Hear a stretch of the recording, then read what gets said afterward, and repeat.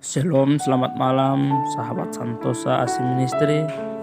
Pada saat malam hari ini sebelum kita tidur, saya mengajak kita semua merenungkan satu kebenaran firman Tuhan. Namun sebelumnya, mari kita berdoa.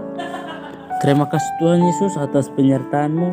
Engkau telah bersama-sama dengan kami dari pagi hingga malam hari ini. Dan sekarang kami siap untuk mendengarkan kebenaran firman Tuhan. Haleluya, amin. Sahabat Santosa Asi Ministry, mari kita sama-sama membuka kebenaran firman Tuhan dalam Yeremia pasal 29 ayat 11. Mengatakan bahwa sebab aku ini mengetahui rancangan-rancangan apa yang ada padaku mengenai kamu, demikianlah firman Tuhan, yaitu rancangan damai sejahtera dan bukan rancangan kecelakaan, untuk memberikan kepadamu hari depan yang penuh harapan. Kita berbicara tentang masa depan, berarti kita ingin untuk mencapai apa yang kita inginkan. Kita tidak tahu apa yang akan kita hadapi di masa depan, tetapi ada janji Tuhan yang selalu bisa kita pegang, yaitu masa depan yang penuh harapan telah Tuhan sediakan bagi kita. Asalkan kita percaya dan peganglah baik-baik apa wujud janji Tuhan dalam kehidupan sehari-hari. Yang pertama, tidak takut menghadapi masa depan yang menguasai hidup kita, akan menyertai kita.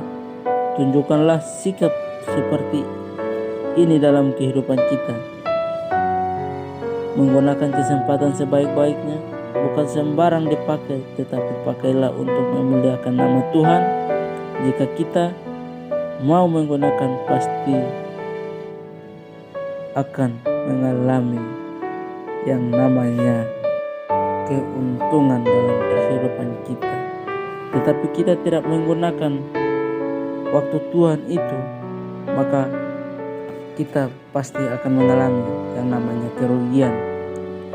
Menggunakan waktu Tuhan berikan untuk melayani. Orang yang mempercayai bahwa dia memiliki masa depan di dalam tangan Tuhan tidak akan bermalas-malas. Banyak hal yang bisa kita kerjakan untuk melayani Tuhan. Misalnya, menolong orang lain yang membutuhkan pertolongan.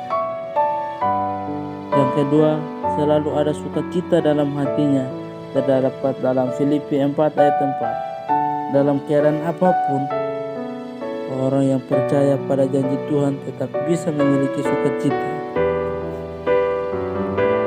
Yang ketiga, selalu mengucap syukur, terdapat dalam Efesus 5 ayat 20.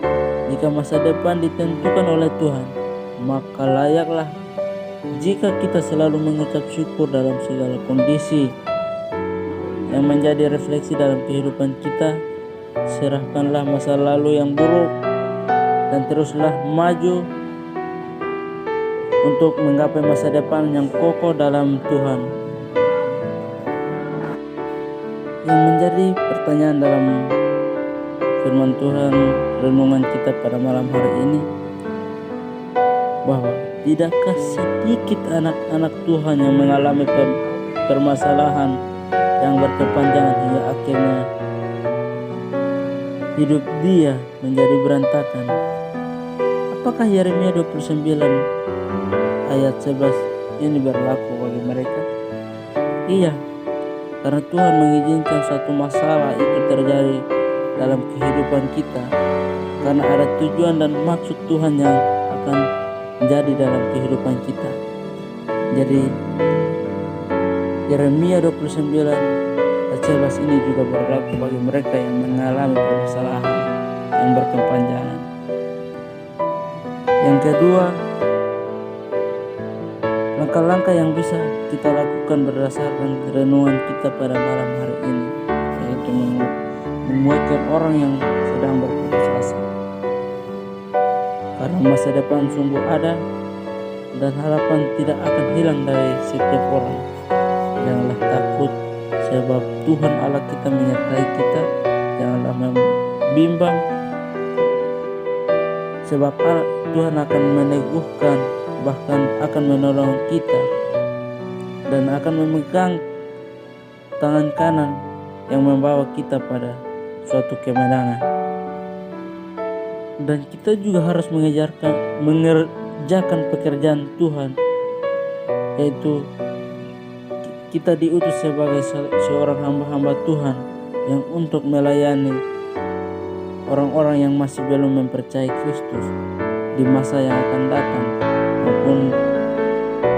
maupun di masa sekarang. Jadi yang menjadi pokok utama dalam kehidupan kita harus mengucap syukur dalam segala aspek, dalam segala masalah, dalam segala apapun yang kita hadapi. Kita tetap mengucap syukur, maka layaklah kita sedang menentukan yang namanya masa depan itu. Sekian dari firman renungan kita pada malam hari ini. Kiranya Tuhan Yesus memberkati dan memberikan kita pengetahuan untuk mengerti tentang firman Tuhan. Mari kita berdoa untuk menutup renungan kita pada malam hari ini. Terima kasih Tuhan Yesus atas penyertaan-Mu. Engkau telah bersama-sama dengan kami dari awal renungan kami hingga akhirnya dengan keadaan baik. Dan sekarang kami mau melanjutkan aktivitas kami. Tuhan Yesus tetap bersama-sama dengan kami. Hanya di dalam nama-Mu kami sudah berdoa. Haleluya. Amin. Terima kasih. Tuhan Yesus memberkati. Sahabat Santosa Asih Ministry. Salam.